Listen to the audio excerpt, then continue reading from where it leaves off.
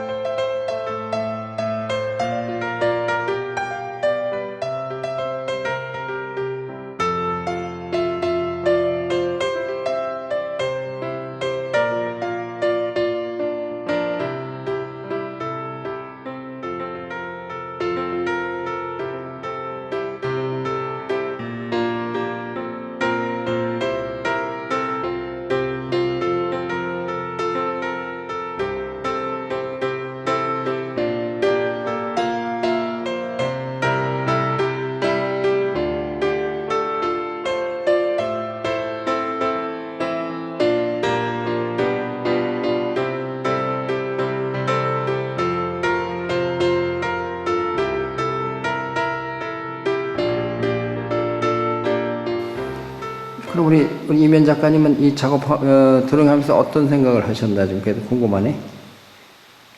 보통 때 별로 에스키스를 안 하고요. 예. 제 작품은 사실 매일매일 그냥 즉흥적이기도 하고 제가 하고 싶은 대로 그냥 내키는 대로 하는 것을 조금 더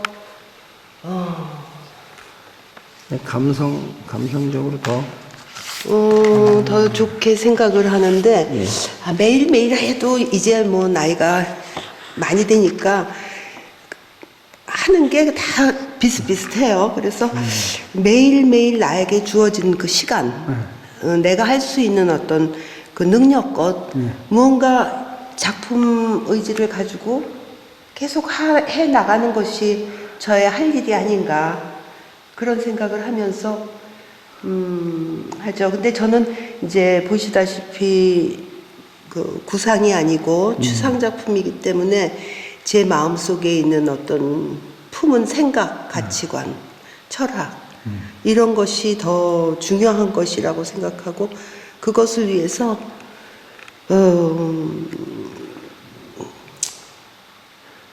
그러면 성실하게, 충실하게. 관람객들한테는 좀 어렵잖아요.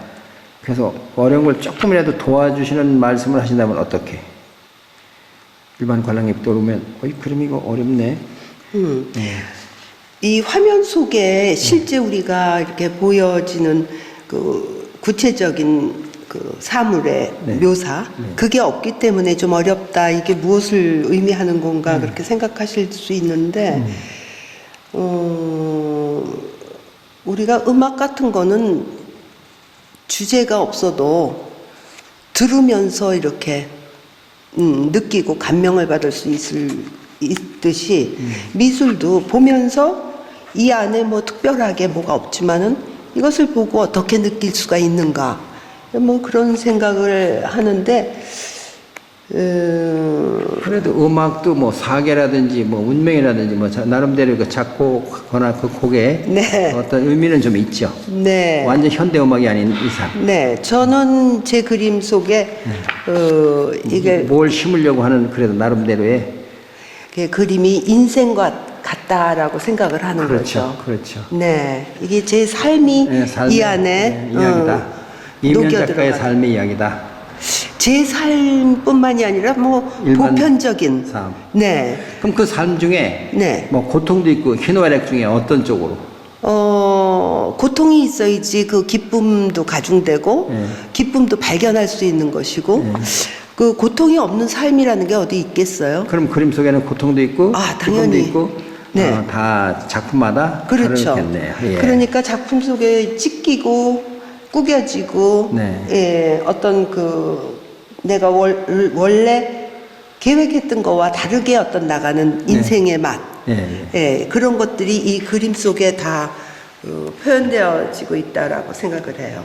조금은 이해가 갑니다. 네, 감사합니다. 우리 방송 보시는 분들을 위해서 제가 질문을 몇 개 드렸었는데, 네. 조금씩 아마 감이 잡혔으리라고 생각이 됩니다. 그리고 이제 또 본인, 우리 이미연 작가의 뒤에 영상이 또 나갈 거니까, 작품을 보면서 아마 충분히 이해가 될 거라고 생각합니다. 이런 것은 이제 제가 신앙생활을 하면서 하나의 열매, 인생에서 그 희락의 정원이라고 제가 타이틀을 네, 희락의 했었잖아요. 정원. 근데 기쁘고 즐거운 정원. 네. 근데 기쁘고 즐거울 수만은 없는 게 인생이니까 그런 그 열매를 맺을 수 있는, 항상 기쁘고 즐거울 수 있는 열매를 맺을 수 있는 그 가상적인 정원. 그 매일매일 뭐 풀도 뽑고 다듬어야지만 가꾸어지는 정원이기 때문에 조금 쉽게 하려고 열매라는 어떤 그것을 나타낸 적도 있었어요. 이게 하나 꽤 오래된, 벌써 8년 전에 그래도 작품이었는데. 열매라는 개념도 뭐 이렇게 리얼하게 그린 게 아니라서 열매라고 그러니까 열매같이 보이는 거지, 실제 네. 보는 사람 입장에서는 얼른 그렇게 안 보일 수도 있겠네요. 네. 근데 열매 그 자체의 묘사보다는 그러니까. 내 인생 속에 희락의 그 기쁨을 가지고 산다는 것이 큰 열매가 아닌가. 그것을 위한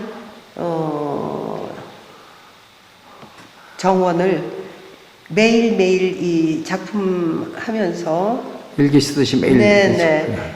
그러니까 그것이 이 가상의 어떤 사물을 표현한다든지 그것을 다 나타내려고 하는 게 아니라 내 안에 그 인생에 대한 이야기를 색깔과 뭐 선과 면, 어떻게 보면 칸디스키가 참 감사하게 생각이 됐어요. 모든 것을 다 1910년이니까 첫 그 추상회화가 얼마나 감사한지.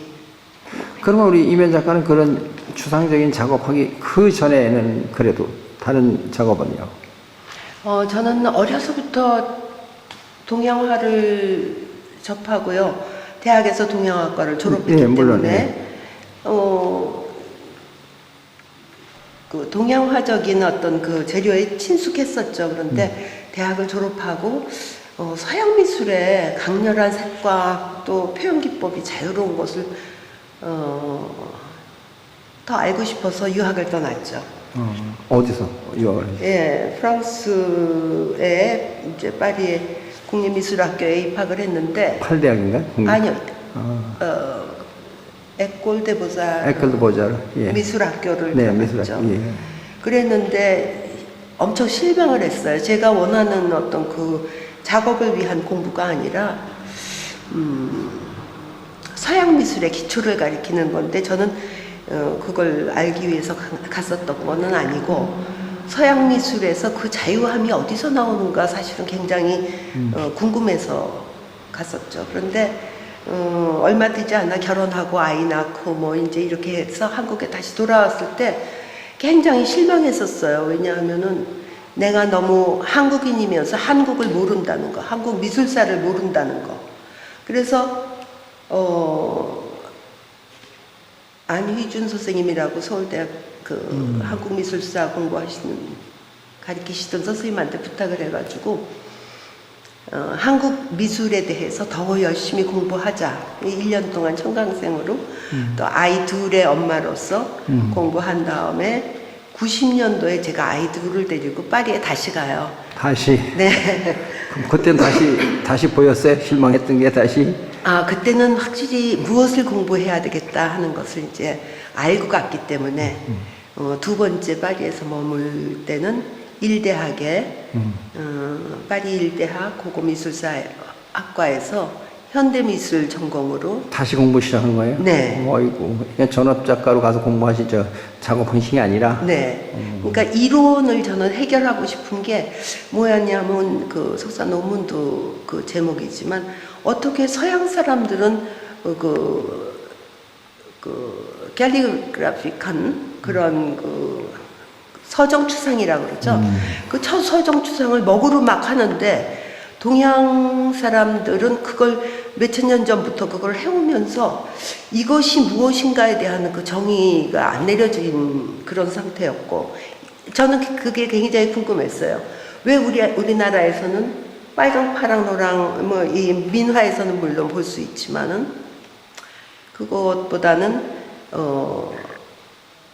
그 수묵화로서 쭉 그 전통이라는 것만 붙잡고 왔던 이 미술 동양화의 역사에 대해서 조금 하여간 지금 현재 우리가 이렇게 그 살고 있는 삶과 조금 거리감이 있지 않는가, 이걸 어떻게 잘 섞어서 그림으로 표현해야 되는가, 그런 것을 해결을 했으면 하고 이제 이론 공부를 했는데 저를 가르쳐 주시던 선생님께서 미술 철학을 하신 분이어서. 프랑스 분이? 네, 프랑스 질베르 라스코 교수라고 지금 살아계신지는 모르겠는데 연로하셨어요. 상당히 좋게 봐주셨어요. 동양화의 그 정신이 무엇인가. 그 의외로 한국에서 공부할 수 없었던 중국 미학이라든지 일본 그 미학 같은 것에 대한 책이 프랑스에는 굉장히 풍부하게 많았어요. 그러니까 정작 한국화에 대한 것은 연구가 그 당시에 별로 안 돼 있었지만 그걸 통해서 그 영향을 받아서 우리나라 한국화도 이렇게 이제 전개가 됐었던 거였구나 하고, 그 다음에는 제가 어떤 그림을 그려야 되겠구나 하는 어떤 그런 좀 윤곽이 잡혔다고 봐야 될지, 그렇게 이제 제가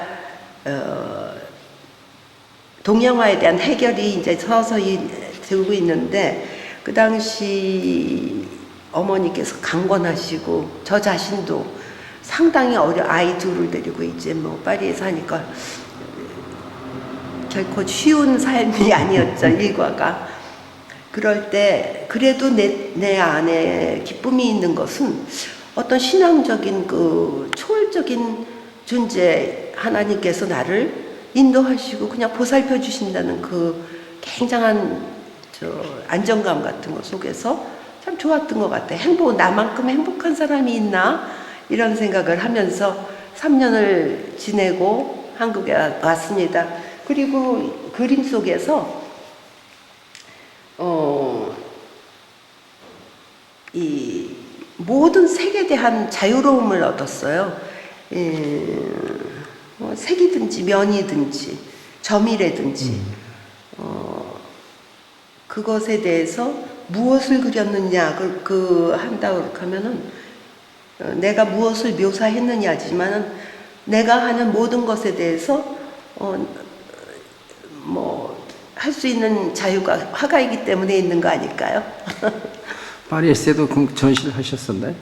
파리에서 3년 있으시면서? 네, 93년도에 파리에서 전시하고 돌아와서 인사동에서 서호미술관에서 했었죠. 그 당시에 작업과 지금 작업은 얼마큼 변화됐다고 보세요? 변화가 제가 보니까 많이 있어요. 이게 미술 첫 작품전에서 보였던 건데, 이런 갈등과 그래도 먹을 많이 쓰는, 그리고 찢겨지고 그걸 또 다시 붙이고. 근데 제가 이게 초기의 그 콜라주예요. 89년도? 89년도. 네. 그래서 찢어진다는 것이 실패로 이게 버려지는 문제가 아니라 이게 다른 어떤 그 의미를 주는구나. 그거를 발견했는데, 그림이라는 건 역시 발견이 아닌가. 발견. 네, 발견. 끊임없이 어떤 상황을 발견할 수 있는 예민함을 가지면은 어떤 새롭게 만들어낸다는 면에서 또 창조. 네, 창작. 네. 창작. 이런 거는 80년이니까 상당히 오래됐는데, 동양화에서 하얀 그 허공에다가 까만 선으로 하는 그 어떤 극단적인 그 표현이 반대로 하면 어떨까? 그래서 까만 바탕에 흰 선을 한번 사용해 보기로 했어요. 이건 캔버스에 이제 콜라주를 조금 섞어가면서 캔버스에다가 선과 제 경우에는 이제 작품의 어떤 붉은 이 어떤 보혈의 상징적인 보혈. 그것이 이제 그 다음부터 쭉 나타나게 돼요.